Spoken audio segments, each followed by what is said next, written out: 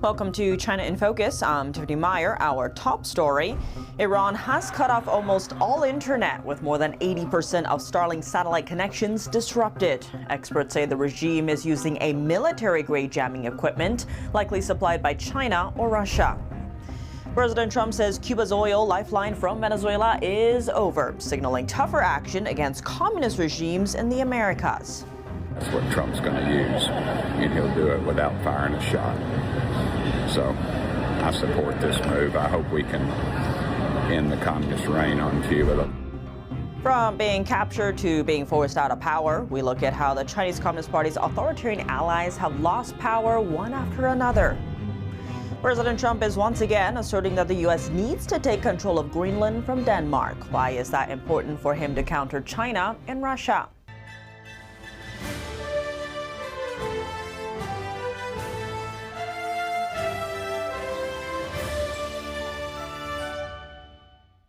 Iran's internet blackout has lasted for 4 days. The country of nearly 90 million people was plunged into digital darkness. Both international and domestic networks were completely severed. Even satellite internet services like Starlink sharply dropped. According to Iran Wire, an independent online news platform, over 80% of Starlink's internet traffic has been disrupted. Israeli journalist Emily Schrader noted that Starlink activity in Iran had been completely jammed. The Iranian regime has reportedly activated a military-grade kill switch to jam Starlink. Experts say the sophisticated jamming technology could likely have been supplied by China or Russia. China has simulated using drone swarms to jam Starlink over Taiwan-sized areas and invested heavily in its Beidou system. However, actual offensive anti-GPS operations remain unconfirmed. On Sunday, President Trump said he would discuss with Elon Musk on the Starlink connectivity. We may speak to Elon, because as you know, he's very good at that kind of thing. He's got a very good company, so we may speak to Elon Musk. And in fact, I'm going to call them as soon as I'm finished with you. If you call them leaders, I don't know if they're leaders or just they rule through violence. But we're looking at it very seriously. The military is looking at it, and we're looking at some very strong options. We'll make a determination. Nationwide anti-Khamenei protests in Iran have now entered the third week despite deadly clampdowns. At least 500 people have been killed and over 10,000 people have been arrested, according to a U.S.-based rights group, Human Rights Activist News Agency. The White House continues to speak out in support of the Iranian people fighting for freedom. Secretary of State Marco Rubio posted on January 10th saying the United States supports the brave people of Iran. President Trump's ally, Senator Lindsey Graham, retweeted Rubio's post, adding to the regime leadership, "Your brutality against the great people of Iran will not go unchallenged. Make Iran great again." Then President Trump posted on the same day, quote, "Iran is looking at freedom, perhaps like never before. The U.S. stands ready to help." Secretary of War Pete Hegseth retweeted the president's post hours later on Monday. Iran said it's prepared for war, but also ready to negotiate with the U.S. Diplomacy is always the first option for the president. He's told all of you last night that what you're hearing publicly from the Iranian regime is quite differently from the messages the administration is receiving privately. And I think the president has an interest in exploring those messages. However, with that said, the president has shown he's unafraid to use military options if and when he deems necessary. And nobody knows that better than Iran. Back to Starlink connectivity, Iran Wire reports that Iranian security forces are cracking down on the use of Starlink inside the country. Authorities are carrying out raids on homes and arresting people found possessing satellite equipment. Cuba is emerging as a major target of the Trump administration following Washington's capture of Venezuela's dictator and drug kingpin Nicolas Maduro. President Trump has been ramping up pressure on Cuba. In his post on Sunday, Trump said, quote, "Cuba lived for many years on large amounts of oil and money from Venezuela. Venezuela now has the United States of America, the most powerful military in the world, to protect them, and protect them we will. There will be no more oil or money going to Cuba. Zero. I strongly suggest they make a deal before it is too late." Congressman Tim Burchett says it's realistic that the U.S. could change Cuba under President Trump's watch. What he's done is, it's really a masterful move. He's cutting off oil. You know, China was there, and there was no mistaking that timing. They're clearly going to make a move on Taiwan, and they need that oil. Russia needs that oil. And Trump took it over and seized it, and I guess embargoed it, I guess is what they say. But something else that he did was he stopped Cuba from getting it. Trump recently said the U.S.'s dominance in the Western Hemisphere is no longer in question. The elimination of communism in the Americas would have profound implications to his goals. The most powerful thing we have is our military, but the second most is our economic power. And that's what Trump's going to use. And he'll do it without firing a shot. So I support this move. I hope we can end the communist reign on Cuba. A user on X left a message for President Trump proposing that Secretary Marco Rubio take charge of Cuba. Trump responded saying, quote, "Sounds good to me." President Trump says relations with Venezuela's leadership are working out well. He was speaking to reporters aboard Air Force One on Sunday, saying he plans to meet with Venezuela's interim president, Delcy Rodriguez, soon. Venezuela is really working out well. We're working along really well with the leadership, and we'll see how it all works out. Look, she asked us, can we take 50 million barrels of oil? And I said, yes, we can. It's $4.2 billion. And it's on its way right now to the United States. Trump added that he might block ExxonMobil from investing in Venezuela. This comes after the CEO, oil giant, called the country, quote, uninvestable during a White House meeting last week. CEO Darren Woods told Trump that Venezuela would need to change its laws before it could be an attractive investment opportunity. Trump said yesterday he didn't like Exxon's response, telling reporters he'd probably be inclined to keep them out. The U.S. Embassy in Venezuela says the security situation in the country remains unpredictable. It warned U.S. citizens this weekend not to travel to Venezuela, and all U.S. citizens should leave the country immediately. What's next for Venezuela's oil? President Trump told oil executives in the White House on Friday that oil companies will spend $100 billion to rebuild the capacity and the infrastructure necessary in Venezuela. And on Sunday, Trump warned Cuba on Truth Social, saying that it should make a deal with the U.S. or face the consequences. He added that there will be no more Venezuelan oil or money going to Havana. We spoke with two guests to break down what this means and the geopolitical implications. Ray Trevino, Vice President of Operations at Pecos Country Operating Texas, and Rod D. Martin, founder and CEO of Martin Capital. How big of a deal is this for Cuba? How dependent is the island on Venezuela? Oh, Cuba's toast. They're really in trouble. They have been being subsidized for most of their history, either by the Soviet Union or then after that, slack taken up by the socialists in Venezuela, and that's gone. And it's in two different respects. First, they get a lot of oil that they use in Cuba from Venezuela, but they also resell a lot of that highly subsidized oil on international markets so that they can raise hard currency. And that's how Chavez and Maduro have subsidized them, in exchange for which the Cubans have provided security assistance in Venezuela and all kinds of technical expertise. And that's great. But that's also going away. And we killed a decent number of their guys when we took Maduro. So this is catastrophic for Cuba. And they're not going to be able to get oil there from Russia, even if Russia could do that. We're going after Russia's tankers. The shadow fleet is in danger now. And Trump couldn't be any clearer that we're not going to allow that situation to continue. So we're going to see Putin needing to come to the peace table in Ukraine.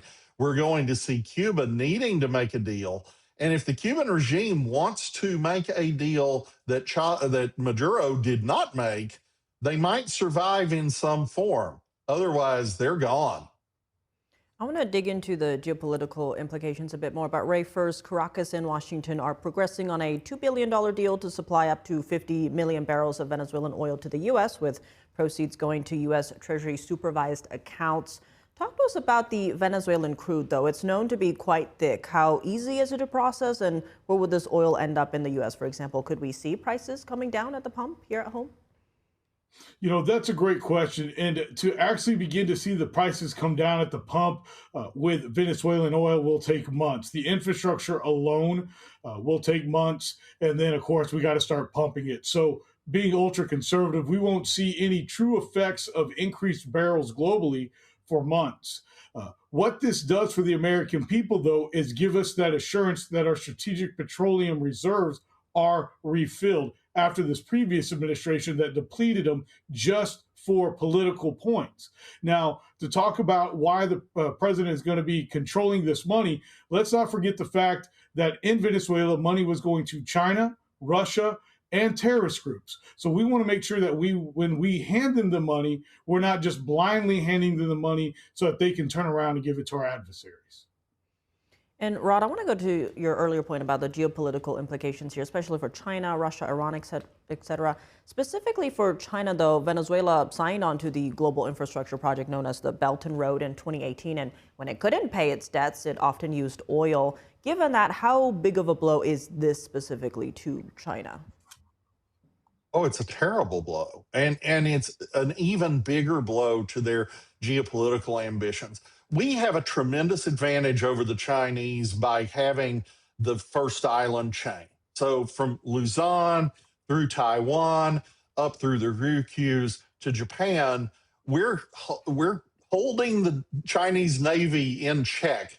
And it's very, very hard for them to get through that. If we wanted to blockade them, if we actually went into a war state, they would be in a lot of trouble from that. The CCP wants to duplicate that against us. We will see that growing in space over time. I was on another show talking about that the other day, but we're seeing it in the Caribbean. That's what this gambit about Panama and Venezuela and Cuba really is. Ultimately, that becomes the base for the blue water Chinese Navy. That's gone now. I mean, there's just no way for them to execute. So this is a catastrophic blow at a grand strategic level. Rod D. Martin, Ray Trevino, thank you both so much for joining us. The Chinese Communist Party's friend circle is shrinking. From Venezuela to Syria, authoritarian leaders have lost power one after another. Shifting to Venezuela, last May, Chinese leader Xi Jinping met with Maduro in Moscow, saying both sides have forged an ironclad friendship. Maduro's life was upended 7 months later. Now he's in U.S. custody and faces narco-terrorism charges. Along similar lines, Nepal's former Prime Minister Sharma Oli met with China's Xi last August. He said China stood ready to work with Nepal to take their partnership to a new height. A month later, Oli was forced to resign. Protests led by young activists broke out nationwide against his decision to ban access to several media platforms. A former Chief Justice is serving as the interim Prime Minister. And a similar incident happened to the Prime Minister of Bangladesh. In 2024, she met with Xi. Beijing elevated the relations between the countries to a comprehensive strategic cooperative partnership. 1 month later, she resigned, ending 15 years in power. Thousands of protesters stormed her official residence after her crackdown on peaceful protesters killed 300 people. Moving over to Syria, Chinese leader Xi welcomed former president of Syria in 2023, announcing a strategic partnership between the two countries. The Syrian leader has been in power for 24 years. Over a year later, after meeting Xi, he fled to Russia after rebel forces captured Syria's capital. Coming up, President Trump is once again asserting that the U.S. needs to take control of Greenland from Denmark. Why is that important for him to counter China and Russia? The U.S. carrier Abraham Lincoln is holding live fire drills in the South China Sea, a region largely claimed by China. We break down why this supercarrier's presence matters for security in the region. And Australia is spending more than $800 million on a critical minerals reserve to reduce reliance on China. More on that after the break here on China in Focus. Welcome back to China in Focus. I'm Tiffany Meyer. President Trump continues to assert that the U.S. needs to take control of Greenland. On Sunday, the president repeated what he sees as the risk of Russia and China gaining the upper hand on the island. If we don't take Greenland, Russia or China will take Greenland, and I am not going to let that happen. Is there any deal they can offer you? Yeah, sure. I'd love to make a deal with them. It's easier. But one way or the other, we're going to have Greenland. You know what their defense is? 2 dog sleds. In the meantime, you have Russian destroyers and submarines and China destroyers and submarines all over the place. We're not going to let that happen. In the meantime, are you going to... And if it affects NATO, then it affects NATO. Trump said again that he would like to make a deal to acquire Greenland, a semi-autonomous region that's part of NATO ally Denmark. Danish Prime Minister Mette Frederiksen has warned that an American takeover of Greenland would mark the end of NATO. Greenland is the largest island in the world, with a population of around 57,000, and doesn't have its own military. Defense is provided by Denmark, whose military is much smaller than that of the U.S. The European Union says it could help provide security for Greenland if Denmark asks. Speaking on Monday, the EU's defense commissioner warned that a U.S. military takeover of Greenland would spell the end of NATO. Next, new concerns over a cover-up linking the Chinese Communist Party with live organ harvesting may have surfaced. Last week, 2 screenshots from a chat group had gone viral on Chinese social media before they were censored. The content reflected in the chat has alarmed many Chinese citizens. If they're true, it would be the latest indication that Chinese police and hospitals may be coordinating operations targeting people on the streets for organ harvesting. NTD's Flora Hua has the story. The 2 screenshots quickly went viral after the author posted them on China's version of TikTok, Douyin, on Monday. After translating the messages into English, we dubbed the conversation for listeners. She's buying durian at the fruit stand. Tell XYZ and the others that once she finishes the purchase, they should detain her inside the apartment building and forcibly bring her back directly in an ambulance. Don't let her go home at all. Okay. Judging by her physique, her body fat percentage is likely high. You guys want to take her? Sure. The DNA anti-rejection tests have passed. Jilin University now has liver and kidney recipients. Has the local police station been contacted? I just finished contacting them. When asked whether this means local police were involved in kidnapping the woman, the post author replied with a confirmation. What's more, the reference to Jilin University in the chat likely points to one of the university's 2 affiliated hospitals. A U.S.-based human rights group that has investigated China's transplant industry for decades has listed both hospitals as highly suspected of engaging in large-scale live organ harvesting. The group was the first one to report that Falun Gong practitioners in China have been the primary target for their organs. The Chinese Communist Party has been brutally persecuting the faith group since 1999. But in recent years, the scale of organ harvesting victims appears to have grown, with increasing media reports of young people going missing in China. Now, both the screenshots and the whistleblower's Douyin account have been completely removed from the platform by Chinese regulators. The censorship has only made the claims more convincing to many, but the story has still left digital footprints. Search records on the platform, such as "What happened to the woman kidnapped?" show that many users tried to learn the fate of the woman mentioned in the chat. Flora Hua, NTD News. The U.S. Navy's USS Abraham Lincoln is operating in the South China Sea in international waters claimed by China. The nuclear-powered aircraft carrier conducting live-fire exercises in the region last week, along with routine resupply operations at sea. The drills included testing the ship's automated rapid-fire weapon systems. It's part of the Navy's ongoing commitment to freedom of navigation in the South China Sea, which is almost entirely claimed by China. The Abraham Lincoln deployed in late November. The nuclear-powered supercarrier is home to more than 5,500 U.S. sailors and Marines. The Abraham Lincoln can operate F-35 stealth fighter jets, making it one of the most advanced carriers in the fleet. Its presence in the South China Sea demonstrates the U.S.'s commitment to deter threats and tensions from foreign adversaries like China in the region. Turning now to Taiwan, the island nation's $40 billion defense bill is still stalled in the legislature. The Beijing-leaning opposition party blocked the bill for a 6th time. Last November, Taiwan's President Lai Ching-te proposed a $40 billion defense budget to strengthen Taiwan's defenses over the next 8 years.